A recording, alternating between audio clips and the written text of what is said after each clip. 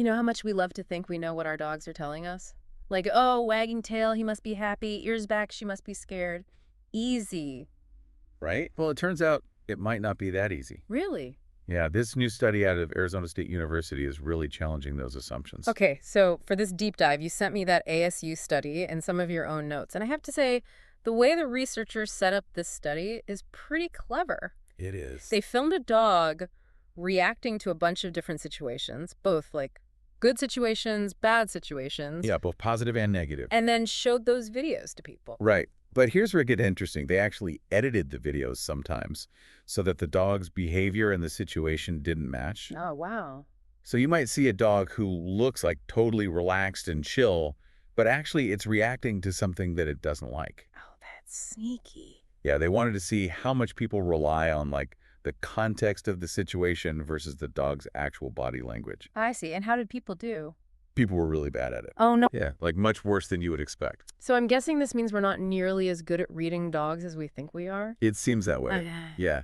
And what they found was that people were super influenced by like what they were told the dog was reacting to. Really? Yeah. There's this one example where they showed people a video of a dog reacting to a vacuum cleaner. Okay. And almost everyone was like, oh, the dog's stressed, the dog's anxious. Makes sense, right? Vacuums are loud and scary. Right. I hate vacuuming too. But then they showed a different group of people the exact same video of the dog. What? But this time they told them that the dog was reacting to seeing its leash. Oh, come on. That is so mean. Well, you know, right? But guess what? Everyone thought the dog was happy. Everyone's like, oh, the dog is excited. The dog is ready to go for a walk. Oh, my gosh. Same dog, same behavior, but just based on what they thought was happening. Exactly. Oh, Like, our brains can't help but try to, like, fill in the blanks based on the context, even if the dog's body language is telling us something totally different. oh my gosh. So it seems like we might be misinterpreting our own dogs all the time and responding in totally the wrong way. It's definitely possible, yeah. Yeah. Okay, that makes me feel a little bit nervous, I will admit. I mean, I have definitely had times where I've been confused by my dog's reaction. I think we all have. Like maybe he seems happy when I thought he should be scared, or vice versa. It happens, and this study is a really good reminder that we're not always as in tune with our dogs as we think we are. I know you said there was another interesting finding in this study. Yes, there is. This one, I think, dives even deeper into this misinterpretation. It does. You ready for this? I think so. The researchers found that people were actually projecting their own emotions onto the dogs. Isn't that wild? Wait, so you mean if I'm having a bad day, my dog suddenly looks all droopy and sad, too? It's kind of like that. Yeah, I mean, Okay. obviously it's not like a magical mood transfer, but the research found that if someone was already feeling happy before they watched the videos, they were more likely to see the dog as happy, regardless of what the dog was actually doing. That is so weird. It is, and the same went for like negative emotions. If someone was feeling down, they were more likely to perceive the dog as like anxious or stressed. Oh, man. It seems like our own moods can actually create a bias in how we perceive our dogs. Okay, so now I'm really starting to question everything I thought I knew about reading my dog. But you would think that people who are really experienced with dogs, like professional trainers or just longtime dog owners, those people would be better at this. Right. You would think, right. But that's not what they found. Really? Nope. One of the researchers actually showed these misleading videos to her own dad. Oh, no. And guess what? Her dad was the person in the videos with the dog. What? Yeah. He was the actor in the videos. He was literally interacting with the dog during the filming. So even someone who knows this dog personally and was literally there when they filmed it couldn't get it right. Not always, no. Yeah. It seems like these biases that we have, this reliance on context, it affects pretty much everyone, even the people who are closest to dogs. Oh, my goodness. It really makes you think about how much we might be missing when it comes to like truly understanding what our dogs are trying to tell us. So if we're this bad at reading our furry friends, what can we do to improve? Do we all need to sign up for dog training school? Well, learning about canine behavior is never a bad idea, but the study highlighted something even more important, I think.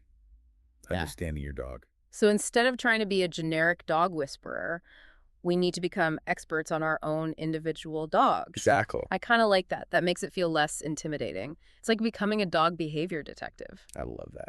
Okay, so I'm ready to trade in my detective hat for a dog behavior decoder ring. Okay, I like it. So what are some things we can actually do to get better at understanding our dogs? Should we all be taking notes on every tail wag?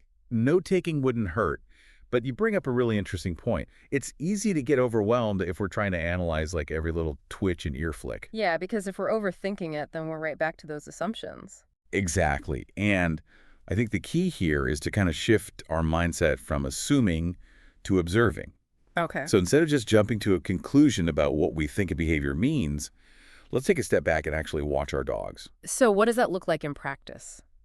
Paint me a picture. I'm coming home from work. My dog is going bonkers. Yeah. How do I turn on my dog behavior detective mode? Think of it kind of like watching a foreign film without subtitles. Okay. You might not understand every word, but you can pick up on a lot just from the body language and the tone of voice and the context. Right. Okay. It's the same kind of idea with your dog. Okay, so instead of just assuming my dog is thrilled that I'm home, Yeah. I should be looking for those more subtle cues. Yes, exactly. Like, what is their body language actually saying? Are they like wiggling their whole body or just their tail? Are their eyes bright and relaxed, or are they kind of wide and a little bit intense? I'm starting to see how this goes way deeper than just happy tail wag, good ears back bad. Right, and here's where that individual knowledge of your dog comes in. Because maybe your dog gets a little stiff when they're overly excited. Okay. Or maybe a tucked tail for them isn't really fear. It's more of an I'm feeling shy signal. So we really need to know our dog's baseline, like what's normal for them to be able to see those deviations. Exactly. It's about recognizing patterns, not just reacting to isolated behaviors. And that's where that whole becoming a dog behavior detective thing really clicks, right? We're not just looking for like a single clue. We're gathering evidence. We're building a case for what our dog is actually feeling. I love how you're putting that together. So the same behavior can mean different things depending on the situation. Of course, context is everything. Okay, give me an example. Let's say your dog is panting. Could be they're hot, right? But they also pant when they're stressed and when they're excited. Oh, yeah, true. So we have to think about what else is going on. Are we at the vet? Are we at the park? Okay, that makes a lot of sense. My dog might pant when he sees his leash because he knows a walk is coming, but he also pants when he hears the dreaded nail clippers coming out. Oh, yeah, those are very different emotional states for sure. Same behavior, totally different meanings. And the more we pay attention to those subtle differences in context, the better we're going to get at piecing together what our dogs are truly feeling. I'm starting to realize I've been doing a lot of projecting instead of actually listening to my dog. Happens to the best of us. But what about the flip side? Are we, as humans, accidentally sending mixed signals to our dogs? I mean, we do talk to them like they're tiny humans sometimes. Oh, all the time. Ooh. We do. And I think that actually leads to some really interesting research about how dogs perceive human communication. Oh, tell me more. You see, we often kind of assume that dogs understand our human ways of communicating, but it turns out, But it's probably not that simple, is it? no, it's way more complex. Dogs rely a lot more on those nonverbal cues, Okay. like body language, tone of voice. Yes. And we humans aren't always very consistent with those cues. So let me try this out on you. If I'm telling my dog no in like a really stern voice, but my body language is all relaxed, he might be getting totally mixed messages. Yeah, exactly. Yeah. He might be interpreting that relaxed posture as like, oh, she's not really serious, even though your words are saying something I've different. definitely done that. We all have. Wow, this is making me rethink all those times I've gotten frustrated with my dog for not listening when really I might have been the one sending those confusing signals. Yeah, it's a really common experience for dog owners. We tend to anthropomorphize our dogs. Anthropomorphize. Anthropomorphize. Basically, it just means we attribute human-like understanding to their, like we think that they're thinking and feeling the way that we do. I am so guilty of that. Well, me too. It's very natural to do. But Uh-huh. it can lead to these communication breakdowns because we're assuming that they understand our words and our intentions in the same way that another human would. But don't they pick up on at least some of what we're saying? Like, I swear my dog knows the word walk, and he definitely gets all excited when I say it. Yeah, they do. And they definitely learn associations, especially with words that are paired with consistent actions or rewards. I see. But they're not understanding like the complex nuances of language like we are. Okay, so if it's not just about the words, what are they paying attention to then? Well, think about how much we humans communicate without even saying a word.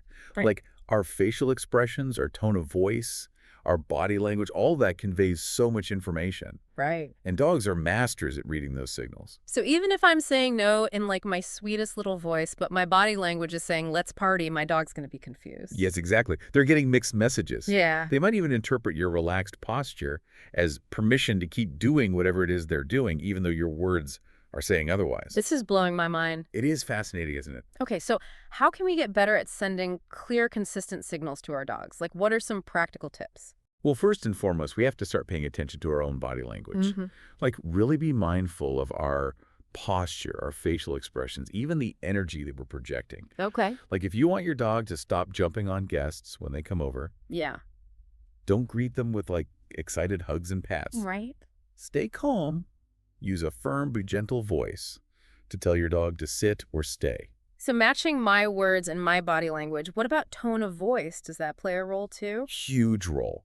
Dogs are incredibly sensitive to tone. Right. A sharp, angry tone is going to scare them or stress them out, even if you're just saying their name. Right. But a happy, upbeat tone can really encourage and motivate them. This is all making so much sense. It's like we've been speaking a totally different language this whole time. It is a bit like learning a new language. And just like with any language, fluency takes practice and patience. Totally. The more you pay attention to your own communication style and how your dog responds, the better you're going to get at understanding each other. This has been such a great reminder that we need to be so much more thoughtful and intentional in how we interact with our dogs. It's not enough to just love them. We really need to make an effort to understand them. And the more we understand them, the stronger and more meaningful our relationships with them will be. I love that. I know, I talk to my dog like he hangs on my every word. I swear I've explained the entire plot of Star Wars to him. I bet he was riveted. He was totally into it, but something tells me that might not be the best communication strategy. Yeah, we were talking about anthropomorphizing earlier, Yeah. and I think that's really what's going on there. Right, where we project all those human-like thoughts and feelings onto our dogs. Exactly, and it's totally understandable. I mean, there are family members, we love them, but it can create these funny little miscommunications because we assume they understand our words and our intentions the same way another human would. So you're saying my dog probably doesn't really care about my deep thoughts on the latest political news? He's probably more interested in the squirrel that just ran by the window. You're probably right about that, but do they pick up on at least some of what we're saying? I mean, I swear my dog knows the word walk, and he definitely perks up when I say it. Oh, for sure. They're really good at learning those associations, especially if they're paired with some kind of consistent action or a reward. Like a treat. Exactly. Okay, so they know the word walk, but they don't actually understand what that means. Not in the same way that we do. They're not understanding like the complex nuances of language. Gotcha. So if it's not just about the words, what are they paying attention to? Well, think about how much we humans communicate without even saying a word. Our facial expressions, our tone of voice, our body language, all of those things are conveying a ton of information. Right. And dogs are experts at reading those signals. So even if I'm saying no in like a super sweet voice, but my body language is saying party time, my dog's going to be confused. Yeah, exactly. They're picking up on those mixed signals, Yeah. and they might even interpret that relaxed posture. That's like a green light to keep doing whatever it is they're doing, even though your words are saying no. Mind blown. Okay, so how can we get better at sending those clear, consistent signals to our dogs? What are some things we can actually do? Well, I think a really good place to start is being more mindful of our own body language. Really paying attention to our posture, our facial expressions, even just the energy that we're projecting. Okay, so being aware of our own body language. Yes, and making sure it matches the message we're trying to send. Like if you want your dog to stop jumping all over your guests when they come in the door, you probably shouldn't be greeting them with like big excited hugs and pats. So I shouldn't be all excited to see my friends if I don't want my dog to be excited to see my friends. It sends those mixed messages, right? So try to stay calm. Use a firm but gentle voice to tell your dog to sit or stay. Okay, so tone of voice comes into play here too. Huge. Dogs are incredibly sensitive to tone of voice. If you use a harsh or angry tone, that's going to scare them or stress them out, even if you're just saying their name. Makes sense. But if you use a happy, upbeat tone, that can really help to encourage and motivate them. It's like we've been speaking a totally different language this whole time. It is a bit like learning a new language. And just like with any new language, fluency takes practice and patience. It's so true. This whole deep dive has been such a fantastic reminder that we need to be so much more thoughtful and intentional about how we interact with our dogs. It's not enough to just love them. We need to make an effort to truly understand them. And the more we understand them, the stronger and more meaningful those relationships are going to be. Absolutely. So to all of our listeners out there, I hope this deep dive has inspired you to maybe become a dog behavior detective in your own home. Really tune in to your dog's unique ways of communicating, and remember, they're constantly sending us messages. It's up to us to learn how to listen. Thanks for joining us for this deep dive. We'll catch you next time.